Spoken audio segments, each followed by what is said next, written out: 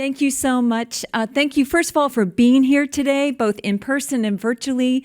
I want to thank my colleagues who are here in person, with a particular shout out to Amina Huda, who led the charge in forming today's conference that has just been so valuable. Let's give it up for Amina. Thank you, thank you. And one of the advantages of providing survivorship care is I get to learn from everyone. Survivorship care talks are always at the end of the conference. So I also want to recognize the people who were brave and told their story. Thank you so much. It is you. You are our messengers. You are the ones that talk to other people on the golf course, in the gym, on the running path of doing those 5Ks, and it's your confidence and your information that makes those of us that then see people in clinic to ask the questions. So thank you. So with that, I want to tell you two things. I want to tell you about what a definition of a cancer survivor is, at least national definitions, and I want to tell you what cancer survivorship care is and why to consider it. So these are the definitions that are published online and in many other places. And some of it is that cancer survivors are considered, a person is considered to be a cancer survivor from the day of diagnosis. So for us as healthcare providers, that's very important because all the trials you heard about today, every single person that participated in that trial is considered a cancer survivor. Not waiting 5 years, not going through a certain treatment. It's from the day of diagnosis. And if you listen to the definitions by the National Cancer Institute, they've added to this definition. They've talked about how important it is for us to also be addressing the health and wellness of people who are challenged by cancer. And that plays out in what we call the Healthy People 2030. I will say as a sidebar, I've been very fortunate. I'm honored to have worked with people touched by cancer for well over 30 years, and this goal has continued for several decades. So it's to increase the number of people living longer than 5 years beyond the cancer diagnosis. But as we know and what you've heard about today, and as some of you have lived, that is not enough. We also need to be thinking about not just how long someone lives, we need to be thinking about it in terms of their health, or what we call quality of life. And that is the second goal for Healthy People 2030.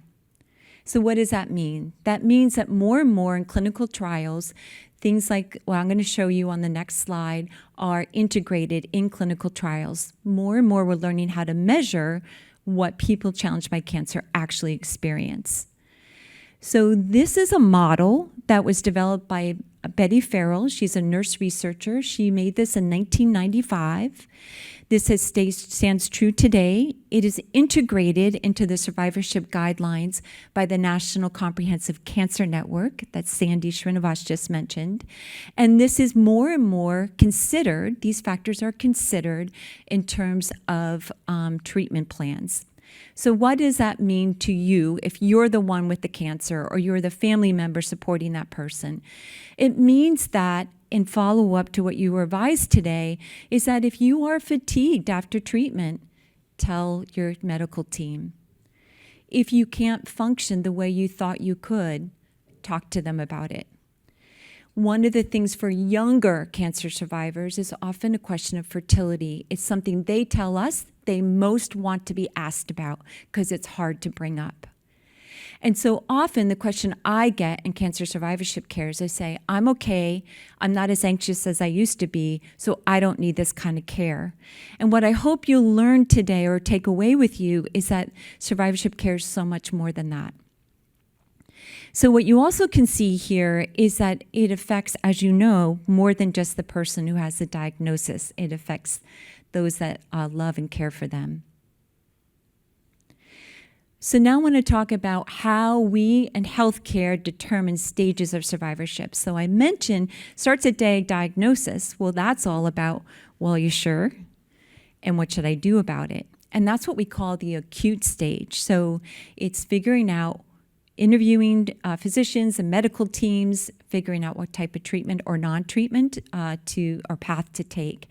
And in the healthcare team, that's typically what we call the treatment team. It's those that come around and say, here's what we recommend, and here's how we can provide this treatment for you. The treatment ends, and then it's a question of what's next. And I'll show you a picture about that in a moment. So what cancer survivors have shown us or told us is there's a gap sometimes in this treatment. So that's how survivorship providers like myself came to be.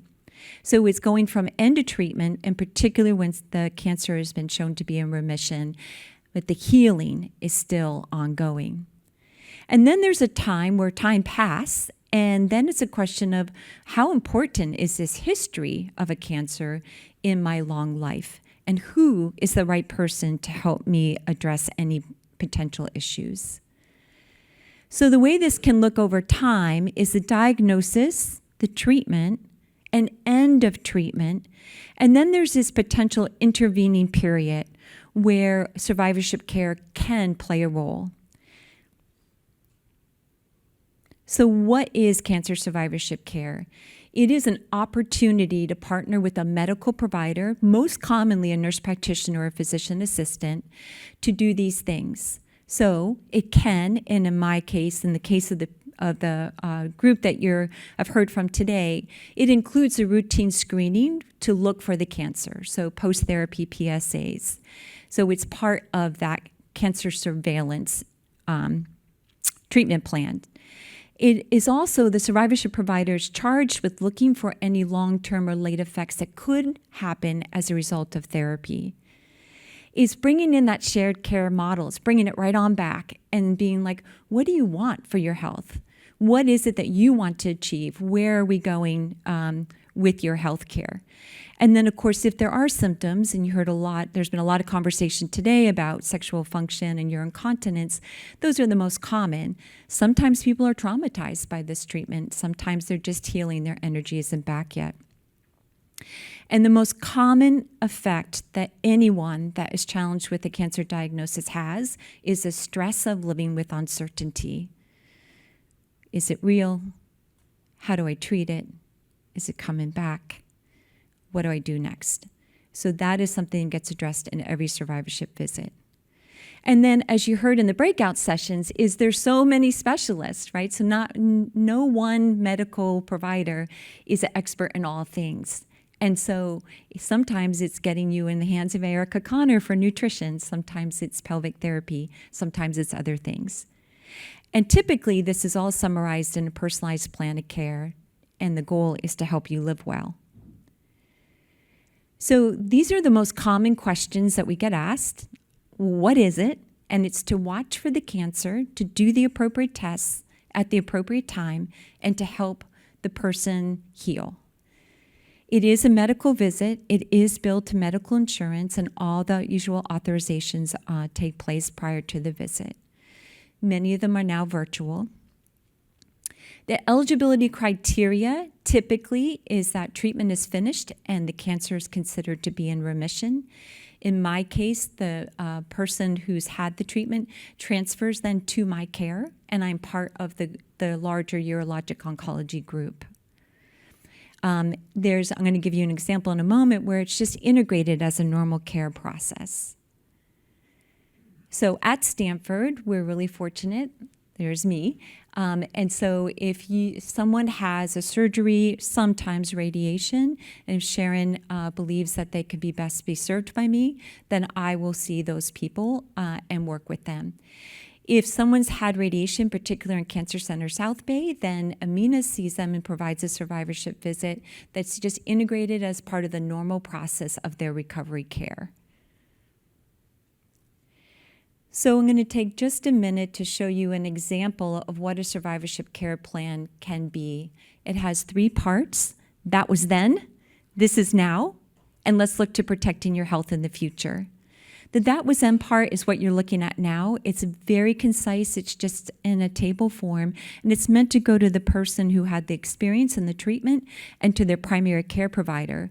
Because if you think back to the stages of survivorship, we know that this is just an episode. This is a chapter of life, and we want eventually for the other care team members to be very clear about what's happened. And as I say to some people, you never have to look at this part again, and it is good to have a record, just like tax forms. This is now. So often people will say, I feel better if I know what my treatment, what my surveillance or my testing schedule is going to be. I want to prepare for that, and particularly if scans are involved. And so this is a way to do it. It's spelling it out. And this is a very simple example for you, and including the team members. And then this is the part, in the gray box is the co-work. This is a part that only the person who's been challenged by cancer can do. And for me as a provider, I can support. So when you look at that, you may be thinking, oh, I know all that. Absolutely. It's so much easier to say than to do. And so the most common goal that people will tell me is I want to lose 10 pounds. But what we'll do is we'll break that down into what we call a SMART goal, very specific. Well, how are we going to get there? What actions you're going to take, how you're going to put it on your calendar, who you're going to do it with, how you're going to measure that you've succeeded. So often we'll spend some time working on that. And then you all, I think, got a handout or have an opportunity for a handout about survivorship nutrition that was made by our Cancer Center nutritionists. So it's working on that. How can you go from 3 fruits and vegetables a day to potentially 5 or 7 or 9? And then pelvic floor exercises for prostate cancer recovery is something we spend a fair amount of time talking about, and potentially have a pelvic therapist become involved. And then I just want to draw your eye. You actually have some of this on your handouts, and I want to draw your eye to 2 sources under education. When I was listening this morning to the questions, I heard the word Dr. Google quite a bit, and so one source that you may want to go to or recommend your friends go to is www.cancer.gov.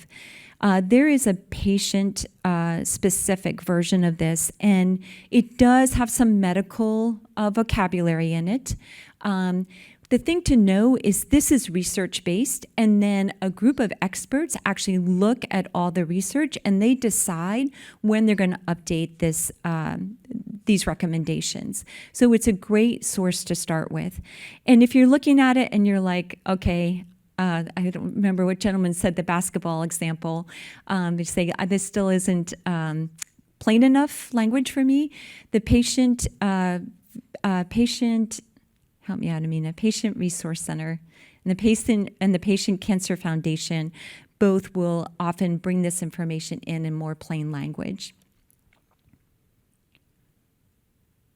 And then there was a question earlier about nutrition prior to treatment. So the prostate cancer nutrition and dietary supplements, which is part of this cancer.gov compendium of information, is very good. And so they call it a PDQ. And I would recommend, again, it's cancer.gov. And then you can look up that specific webpage, and they'll tell you the best evidence to date about nutrition in relation to prostate cancer. So I just want to end with recognizing that life after cancer, that healing process is unique as the individual. Cancer survivorship care can be part of your precision medicine if that's something you want it to be. And if you are encountering this question about what survivorship care is, or you're talking with someone who's questioning it as well, this link is quite good. It's a 4 or 5 minute animated story about survivorship care. And it's for all types of cancers and all types of treatment. And so with that, I hope that in a few minutes I've shared that cancer survivorship care is meant to be the medical visit to help be sure that the cancer is not there, to be able to work with you to manage the effects of the cancer and the treatment, to partner if you want on ways to be able to live a healthy life, including appropriate diagnostic tests and any type of preventive measures so that you can continue down your road of a long life. And with that, I thank you for your attention, especially on a warm Saturday afternoon, and I invite your questions.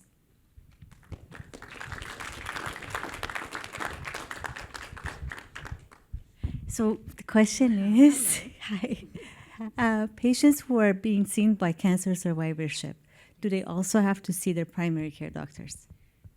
Yes, Elham, thank you so much for that. So typically, if you think about the slide where it's that kind of intermediate period, it depends is the answer. And then the longer answer is if typically in survivorship care, just like you do with your treatment team, there's a set of tests that often get done as an extension, for me as an extension of the treatment team. But then there's often a period of time where it's like, it may be appropriate for me to check someone's lipid panel because of a different type of treatment they've had. And then I bring the primary care provider in because long term, that person's going to be working with this person as a patient on the lipid changes. So yes, and. Yes, Thomas. Yes, on the survivor, from your experience here at Stanford, what percentage would you say of the prostate cancer patients who were tested and treated early lived out to what they expected with their life expectancy? I don't think I can answer that question. So I'm going to say it back to make sure I got it and others can hear. So you're asking what percentage of people who were tested? How many are dying before what they thought was going to be their life expectancy? So how many people who have a diagnosis of prostate cancer die before? If they're early test and treat, what percentage live out to their normal life expectancy, what they expected was their life longevity? I don't have the answer to the question of how many can live their normal life expectancy. The way a lot of the data gets kept, which primarily come from clinical trials, is how long people are alive and well 5 years after the treatment has ended. And that depends a lot on some of the factors you heard about earlier today, the Gleason score, and that at the time of treatment, if the prostate cancer had been inside the prostate or extended beyond it.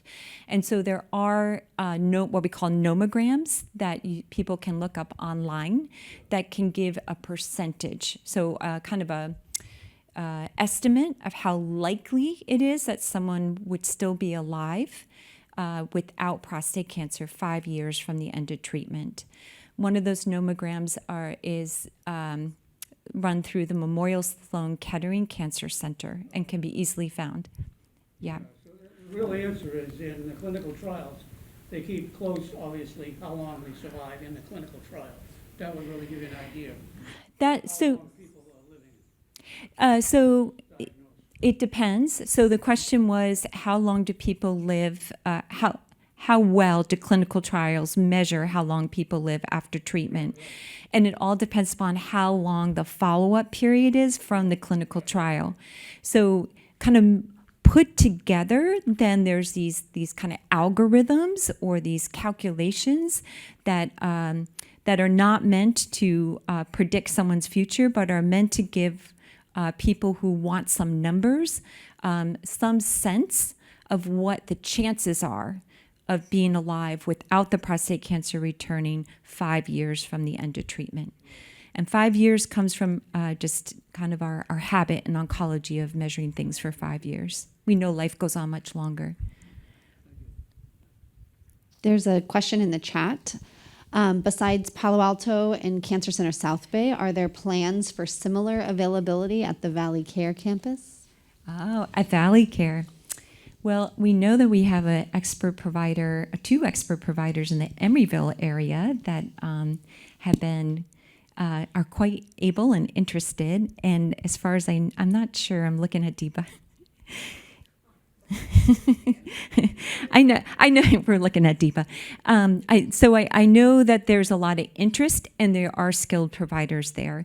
And I think one other way to think about it is that we go back to that idea that it starts from day one and you think about, okay, well, if you believe what I said today, well, it's about how we choose to move our body. It's about how we decide to nourish ourselves.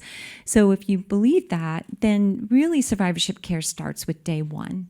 So, the care plan is something it's a document. It's something that can work really well for people, just like a treatment plan is when you first get diagnosed. A lot of this is stuff that can be going on or should be going on actually from the day of diagnosis. So I'll look to my other colleagues in the room and to say that I believe that in our discussions is that elements of this do get provided in visits.